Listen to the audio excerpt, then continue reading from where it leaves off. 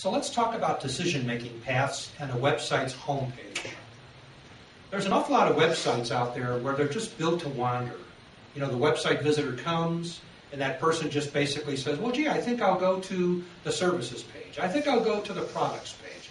I think I'll go to the company page. Or I think I'll click on this ad.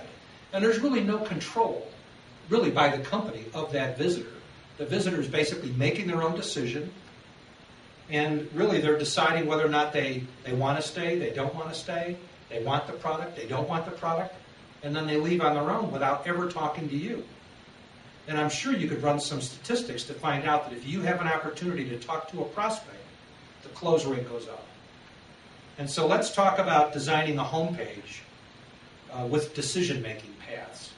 Let's think about us doing school surveys for large schools. And so basically, if we think about that, we've really got kind of several audiences going on there.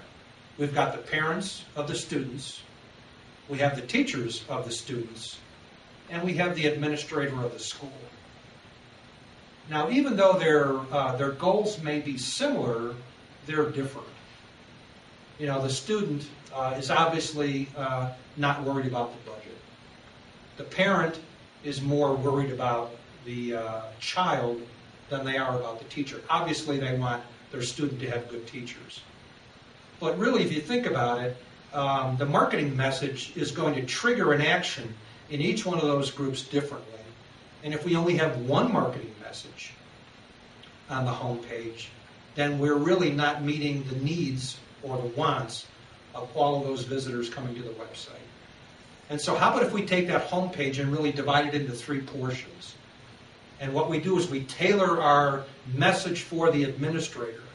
And maybe we talk about budget, and maybe we talk about the teacher community, and maybe we talk about what the survey is really going to provide that administrator so that he does a better job and his teachers do a better job, which obviously satisfies the parents. But then we might have a second section on that website that talks to the teacher. And that section is really going to talk about what goes on in the classroom, how the students are taught. Are they learning? Can they actually demonstrate that they've learned what the teachers presented?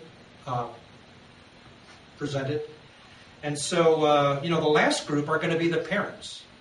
And the parents are really, obviously more worried about the student. And so the parents are really going to want to know, are my student, is my son or my daughter's needs really being met? And so it would make a lot more sense to take the homepage of your website and divide it into three portions where I can specifically talk to an administrator, have that person click on something and send them to a whole page, or a teacher can click on something and they can go to a different page, and the parent of the student can click on something and they can go to a different page.